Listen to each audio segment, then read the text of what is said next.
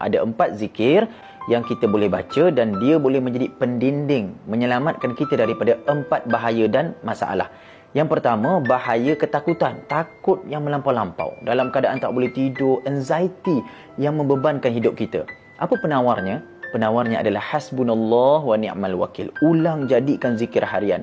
Yang kedua, masalah stres, tertekan dengan macam-macam keserabutan dalam hidup.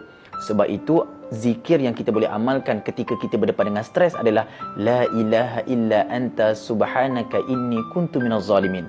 Yang ketiga, kita takut kena tipu dengan orang, takut kena scam dengan orang, takut orang buat bukan-bukan dekat kita. Apa zikirnya? Baca zikir ni.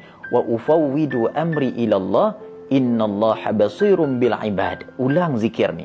Dan yang keempat, kita tak nak orang ambil harta kita dalam keadaan kita tak redha. Betul tak? Jadi zikirnya adalah Masya Allah, la hawla wa la quwwata illa billah.